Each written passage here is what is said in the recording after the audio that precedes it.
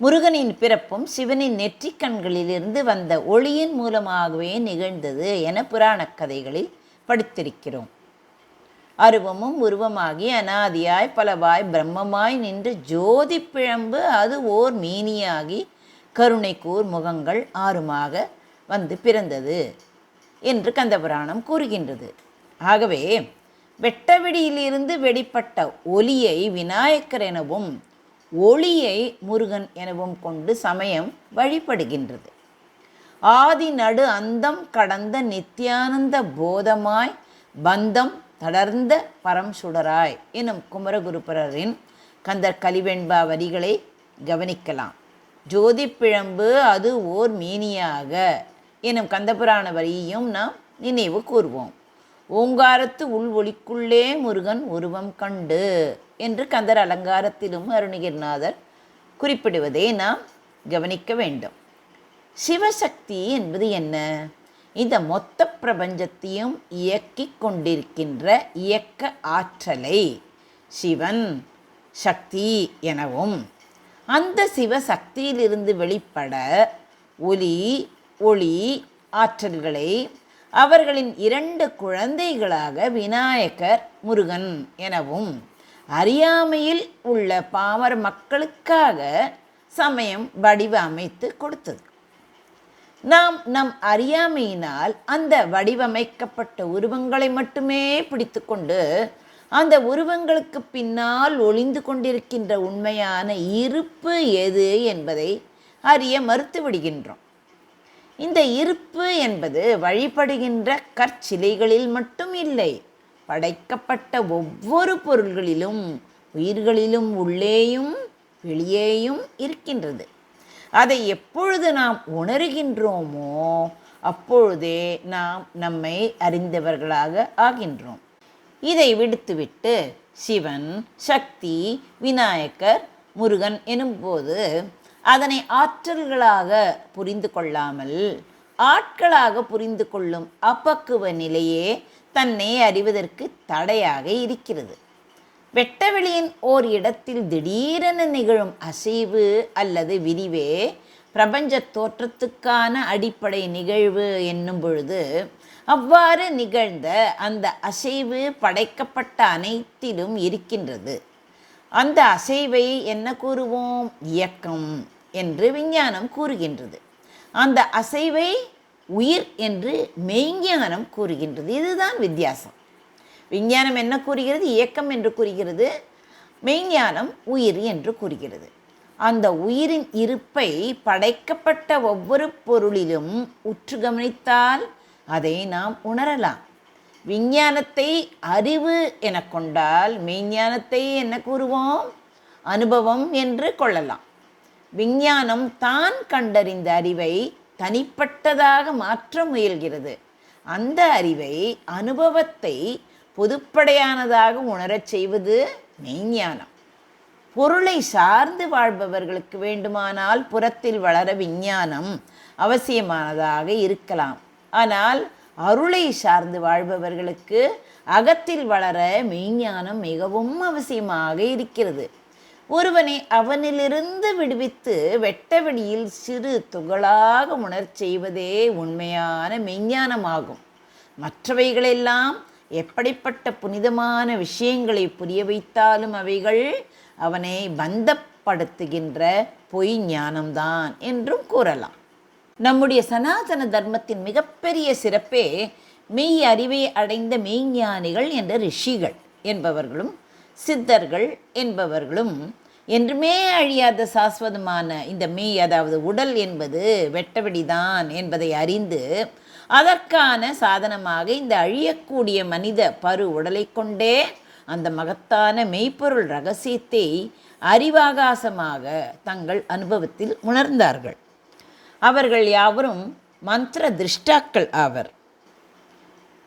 நம் மெய்ஞானிகள் அந்த ஒளி அலைகளை தங்கள் உள்ளே கண்டு மந்திரங்களாக படைத்து செய்யுள் வடிவிலும் சூக்தங்களாகவும் அமைத்து பாடி வைத்தனர். சித்தர்கள் என்றால் சித் என்ற அறிவை அனுபவமாக அறிந்தவர்கள் என்பது பொருள். அதாவது சித்தத்தை, அதாவது மனதை அறிந்தவர்கள் சித்தர்கள் என்று கூறலாம்.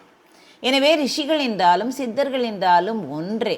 இது மொழியால் மாறுபடுகின்றதே தவிர அறிவால் இருவரும் ஒன்றே என்பதை அறிந்து நாம் தமிழ் மொழியில் உள்ள சாஸ்திரங்களையும் அறிந்து கொள்வது என்பது மொழிகளினால் உள்ள பேதைமை நீங்கி இருமைகள் அற்ற நம் உண்மை இயல்புக்கு இனிதாய் வருவதற்கு சாதகமாக இருக்கும்.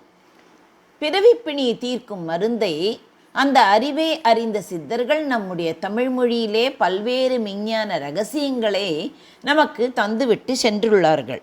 இந்த மனித உடல் பெறுவாராக மதிக்கப்படுவது ஏனென்றால் மகத்தான ஒரு மெய்ப்பொருள் அந்த உடலின் உள்ளே மையம் கொண்டுள்ளது. அதுவே இந்த உடல் இயங்குவதற்கு காரணமான அந்த பொருளை உயிர் என்று உத்தமர்களால் அழைக்கப்படுகின்றது. இயங்காத இந்த ஜடமான உடல் இயங்குவதற்கு அதனுள்ளே வெளி இருந்தாக வேண்டும்.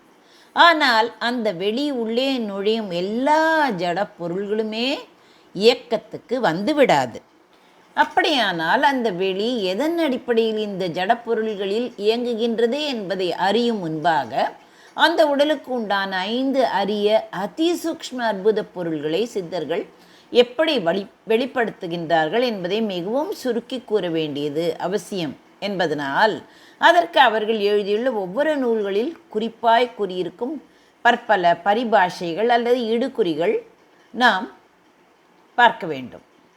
பிருத்வி, அப்பு, தேயு, வாயு, ஆகாயம் என்றும், மண், நீர், நெருப்பு, காற்று, வெடி என்றும், பிரம்மா, விஷ்ணு, ருத்ரன், மகேஸ்வரன், சதாசிவன் என்றும், சிருஷ்டி, திதி, சம்ஸ்காரம், திரோபவம், அனுக்கிரகம் என்றும், அ, இ, உ, ஏ, ஓ என்றும், நம சிவய என்றும், ஐயும் கிளியும் சவ்வும் மவ்வும் ஸ்ரீயும் என்றும், கொட்டை, மதில், மலை, வஜ்ரம், அண்டம் என்றும், கம்பியுப்பு, பாறையுப்பு, கல்லுப்பு, இந்துப்பு, வளையலுப்பு என்றும் இவ்விதம் பற்பல பாஷைகளாக நமக்கு கொடுத்துள்ளனர்.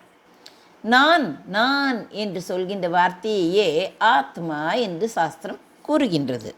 நான் என்பது என்ன? நான் என்பது சில நேரங்களில் உடலை குறிக்கும், சில நேரங்களில் மனதை குறிக்கும், சில நேரங்களில் புத்தியை குறிக்கும், சில நேரங்களில் அறிவை குறிக்கும் என்று பல அர்த்தங்களுடன் கையாளப்படுகின்றன.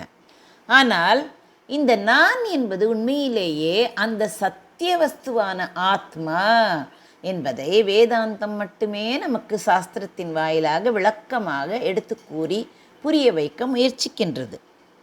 ஆத்மா என்பதுதான் நான், அனாத்மா என்பது நான் அல்லாதது. ஆக நான் அல்லாதவற்றை நான் என்றும் எனது என்றும் தவறாக கலந்து வைத்து நாம் புரிந்து கொண்டுள்ளோம்.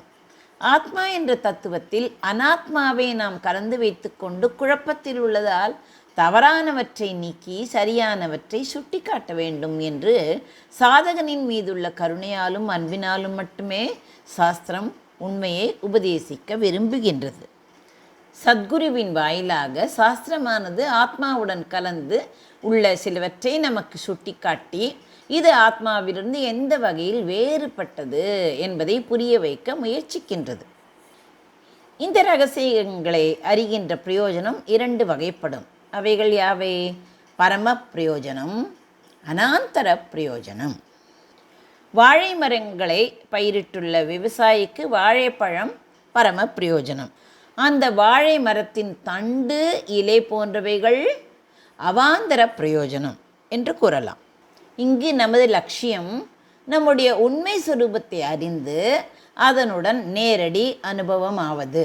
இதுவே பரம பிரயோஜனம் ஆகும். ஆனால் அதற்கான சாதனமாக இந்த ஸ்தூல உடல் பயன்படுவது என்பது அவாந்தர பிரயோஜனம் என்னும் ஒரு தெளிவு நமக்கு இருக்க வேண்டும். இல்லாவிட்டால் என்னவாகும்? வாழைப்பழத்தின் அருமை அறியாத ஒருவன் வாழை மரத்தை பயிரிட்டு அதில் உள்ள பழங்களை உண்ணாமல் தண்டு இலைகளை உண்பதற்கு ஒப்பாக ஆகிவிடும். அதாவது பரம ஆத்மா என்ற வஸ்து ஒன்று மட்டுமே நித்தியம், மற்றவைகளெல்லாம் அநித்தியம் என்று சாஸ்திரம் கூறுகின்றது. அப்படி பார்க்கின்ற பொழுது பரமாத்மாவை நம் உண்மை இருப்பை அறிவது என்பது பரம பிரயோஜனம். அதை விடுத்து மற்ற வழிமுறைகளை எல்லாம் ஏற்கனவே கண்டது போல அவாந்தர பிரயோஜனம் ஆகும். வாழைப்பழம் வேண்டுமென்றால் தண்டை இலைப்பகுதிகளை கொண்ட வாழை மரம் ஒன்று அவசியமாக இருக்க வேண்டும்.